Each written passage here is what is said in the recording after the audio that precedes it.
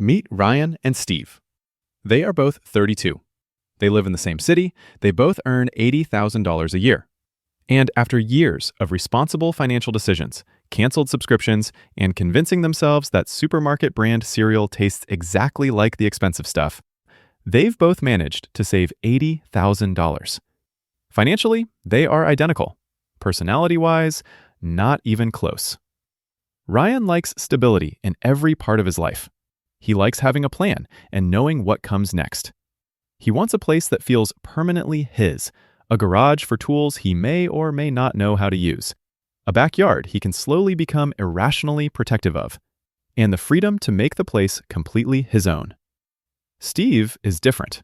He values flexibility. He likes keeping his options open and knowing he can change direction whenever he wants. He doesn't know where he'll be 5 years from now, and honestly, he prefers it that way. The idea of committing to the same address for the next 30 years makes him slightly more nervous than it probably should. Eventually, those two very different personalities lead them to two very different financial decisions. Ryan buys a home. Steve keeps renting. And for the next 20 years, we're going to follow them both. Every mortgage payment, every rent increase, every repair bill, and every dollar Steve saves by renting and actually invests. Then, at the end, we'll see where two people who started with the exact same income, the exact same savings, but chose two completely different paths actually ended up. Let's find out. Ryan and Steve are currently renting in the same mid-sized American city. After months of searching, dozens of property listings, and more house viewings than Ryan would ever like to admit, he finally finds the one. 3 bedrooms, 2 bathrooms, a small backyard, and a garage large enough to store exercise equipment he will never use. He decides to buy it.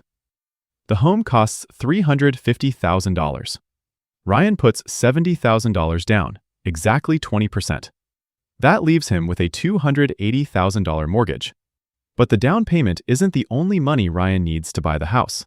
There are closing costs, lender fees, title fees, inspections, prepaid taxes, and approximately 46 documents he's asked to sign while understanding almost none of them. Closing costs can often run around 2% to 5% of the purchase price. So on a $350,000 home, Ryan could easily spend somewhere between $7,000 and $17,500 just to complete the purchase. For our comparison, let's assume Ryan's closing costs come to $10,000. So before he has even moved in, Ryan has already put his entire $80,000 into buying the house. $70,000 for the down payment and another $10,000 in closing costs. He takes out a 30-year fixed mortgage at 7%. His monthly principal and interest payment is about $1,863. But that's just the mortgage. Owning the house comes with a few other monthly expenses. Around $350 in property taxes, $150 in homeowners insurance, and Ryan sets aside about $290 per month for maintenance, roughly 1% of the home's value each year. That brings his initial monthly housing cost to about $2,653. Meanwhile, Steve's calculation looks very different. He rents a comparable 3-bedroom home nearby for $2,000 a month. No property taxes, no homeowners insurance, and if the water heater suddenly decides to retire, that's his landlord's problem. That leaves Steve with an extra $653 every month. For a brief moment, that money starts looking suspiciously like a trip to Thailand. But Steve resists the temptation. Instead, he decides to invest every dollar he saves by renting. Steve puts the $80,000 he did not use to buy a house into a broad stock market index fund. And from that point on, the $653 he saves each month goes straight into the same investment. At least initially, Steve's decision looks pretty good. He lives in a similar house, pays less each month, and has his money working for him in the market. Now, this is usually where someone says, yeah, but Steve is throwing $2,000 away on rent. Ryan's mortgage payment is building equity. And technically, that's true. But there's a small problem. Especially in the early years, Ryan's mortgage builds equity painfully slowly. In his first month, Ryan pays $1,633 in mortgage interest, $350 in property taxes, $150 in insurance, and $290 budgeted for maintenance. So out of Ryan's total $2,653 monthly housing cost, only about $230 actually goes toward building equity. The other $2,423 is simply the cost of owning the house. Meanwhile, Steve pays $2,000 in rent. Yes, that rent builds no equity. But calling rent throwing money away while pretending mortgage interest, property taxes, insurance, and roof repairs are investments is creative accounting. Now let's fast forward 3 years. Ryan has made 36 mortgage payments, built up some equity, and learned one of the first lessons of homeownership. When you own the house, every strange noise suddenly has financial consequences. One Saturday, the water heater stops working. Ryan watches a YouTube video titled, "Easy Water Heater Fix. Anyone can do this." 4 hours later, he calls someone who actually can. The repair cost him a few $100s. Fortunately, expenses like this are exactly why Ryan has been budgeting for maintenance. After 3 years of mortgage payments, Ryan's mortgage balance has fallen from $280,000 to about $270,835. He has paid down just over $9,000 of principal. Now let's assume his home has appreciated at between 3% and 4% per year. The house is now worth somewhere between roughly $382,000 and $394,000. That leaves Ryan with approximately $112,000 to $123,000 in home equity.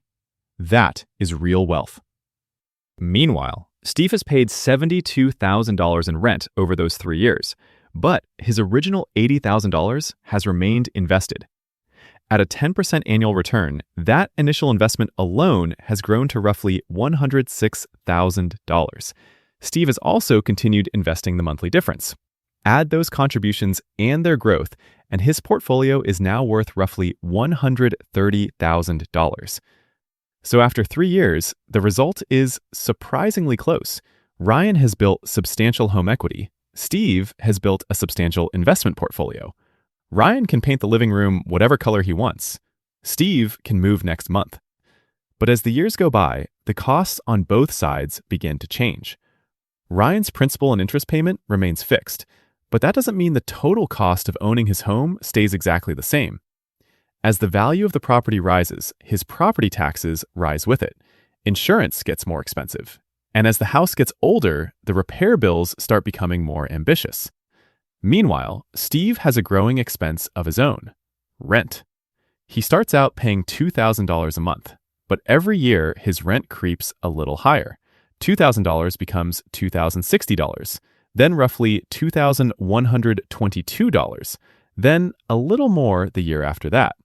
Nothing about the house has changed, except the amount leaving Steve's bank account every month. Apparently, his landlord is also a big believer in compound growth. And with rent increasing by around 3% a year, the $653 monthly advantage Steve started with slowly begins to disappear. And this is where time starts working in Ryan's favor. The principal and interest portion of his mortgage stays fixed, while Steve's rent keeps climbing. But Steve still has one major advantage we haven't fully accounted for. Steve's original $80,000 has been invested in the stock market this entire time. And that brings us to one of the biggest factors in this comparison: opportunity cost. At a 10% annual return, that $80,000 has the potential to grow dramatically over the next 2 decades. And that's before counting any additional monthly investments. That doesn't mean Ryan is losing out. His money went toward a home that was also appreciating and building equity. But that $80,000 had an alternative use, and an honest comparison has to count it. Now, let's jump to year 10. Ryan is 42. His home, appreciating at between 3% and 4% per year, is now worth somewhere between roughly $470,000 and $518,000. After 10 years of mortgage payments, his remaining loan balance is about $240,000. That leaves Ryan with roughly $230,000 to $278,000 in home equity. He now walks around the property with the confidence of a man who owns about half of every brick. Over the decade, he has also spent money maintaining and repairing the house. Some of that improved the property. Some of it simply stopped the property from slowly returning to nature. Steve, meanwhile, has kept investing. At a 10% average annual return, his original $80,000 alone is now worth roughly $207,000. And throughout those 10 years, he has also invested the money he saves each month by renting. That amount started at $653 a month, but gradually became smaller as his rent increased by 3% each year. Add those monthly investments and their growth to his original $80,000, and Steve's portfolio is now worth roughly $290,000. So, after 10 years, Steve is still ahead in liquid financial assets. But something important has changed. His rent is no longer $2,000. After 10 years of 3% annual increases, it's approaching $2,700 per month. Ryan's principal and interest payment? Still about $1,863. Now, let's go to year 20. Ryan and Steve are 52.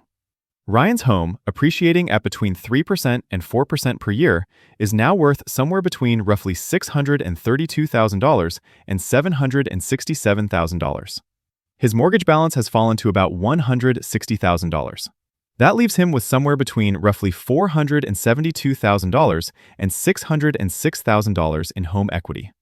Steve's portfolio has also been compounding for 20 years. His original $80,000 alone is now worth roughly $538,000 at a 10% annual return. And that doesn't include the additional money he invested during the years when renting was cheaper. Add those monthly investments, plus the returns they earned, and Steve's total portfolio is now worth roughly $750,000. So, after 20 years, on pure net worth, Steve has come out ahead. But their wealth looks very different. Steve's is much easier to access. Ryan cannot sell 8% of the kitchen, at least not without creating some serious questions from future buyers. But Steve still has one cost that never disappears: rent. After 20 years of 3% annual increases, his original $2,000 rent is now around $3,600 per month. Ryan has only 10 years left on his mortgage. Steve's rent has no finish line. But Steve's result comes with one very important condition. He actually had to invest the difference. Every month, for decades. When the market rises, you invest. When it falls 30%, you invest. When financial news announces the end of capitalism for the fourth time that decade, you invest. The spreadsheet assumes discipline. Human beings often have other plans. The money he was supposed to invest becomes a nicer car, a few holidays, a slightly more expensive lifestyle. And 10 years later, the investment portfolio that looked fantastic in the spreadsheet somehow never made it out of the spreadsheet. A mortgage, on the other hand, creates a form of forced saving. Ryan doesn't decide every month whether he feels like building equity. The bank has already made that decision for him, and behaviorally, that matters. But buying has weaknesses of its own. The first is time. If Ryan had sold after only 3 years, the closing costs going in, selling costs coming out, and interest-heavy early mortgage payments could easily have wiped out much of his advantage. Buying generally needs time for the numbers to work in your favor. The second issue is mobility. Imagine that several years into their journey, both Ryan and Steve receive incredible job offers in another state. Steve's decision is relatively simple. He gives notice, packs, and leaves. Ryan can move too, but he has another decision to make. He can sell the house, which means dealing with selling costs and finding a buyer, or he can rent the house out and move. But now he has a mortgage on one property, rent in another city, and a tenant who may or may not cover all his costs. Any shortfall comes directly out of Ryan's pocket, leaving him with less money to save and invest. Then there is concentration risk. Steve owns a diversified portfolio containing thousands of companies. Ryan owns one house on one street in one neighborhood in one city. If the area performs brilliantly, Ryan benefits. If the local economy struggles, he cannot rebalance his portfolio by selling the upstairs bathroom. And finally, liquidity. If Steve needs $20,000, he can sell part of his portfolio. Ryan needs $20,000? He has to refinance, borrow against his equity, or ultimately sell the property. Home equity is wealth, but it isn't particularly easy to spend. So, which is better, buying or renting? The honest answer is, it depends. Buying becomes more attractive when you plan to stay for a long time. 7 to 10 years or more gives transaction costs more time to be absorbed. Principal paydown accumulates. A fixed principal and interest payment becomes more valuable as rents rise. and appreciation has more time to work. Buying also becomes more attractive when property prices are reasonable relative to rent. One rough tool is the price-to-rent ratio. Divide the home price by the annual rent of a comparable property. A $350,000 house divided by $24,000 in annual rent gives us a price-to-rent ratio of about 14.6. As that ratio gets much higher, particularly above 20, renting generally becomes more competitive. But it's only a shortcut. Mortgage rates, taxes, insurance, and expected returns still matter. Renting becomes more attractive when home prices are high relative to rent, when flexibility has real value, and when the renter actually follows through on investing the difference. And, of course, it doesn't have to be either or. Buying a home doesn't mean you have to stop investing, because personal finance is rarely about finding one perfect strategy. It's about understanding the trade-offs. Ryan traded liquidity and mobility for stability, leverage, and long-term control over his housing. Steve traded housing certainty for flexibility, liquidity, and more money invested in financial markets. Neither choice was automatically smart. Neither was automatically stupid. The real decision comes down to two questions. How long are you actually going to stay? Because if you buy a house and leave 3 years later, transaction costs can punish you. And if you rent, will you genuinely invest the difference? Because if you rent for 20 years and spend every dollar you save, the investment advantage disappears. So no, rent isn't automatically throwing money away. Renters pay rent. Homeowners pay interest, taxes, insurance, maintenance, and transaction costs. Both are paying for housing, and homeownership can absolutely build enormous wealth. But it's also an expensive, illiquid asset with ongoing costs, concentration risk, and a roof that occasionally requests $12,000. The winner isn't always the homeowner, and it isn't always the renter. Ryan needed to stay long enough for buying to work. Steve needed to invest consistently enough for renting to work. Because 20 years later, the difference between them didn't simply come down to who bought and who rented. It came down to what they did after making that decision. Subscribe to Logical Money for more videos breaking down the logic behind the financial decisions we make every day. And let me know in the comments, are you buying, renting, or waiting for interest rates and house prices to both come down at the same time? In which case, I admire your optimism. See you in the next one.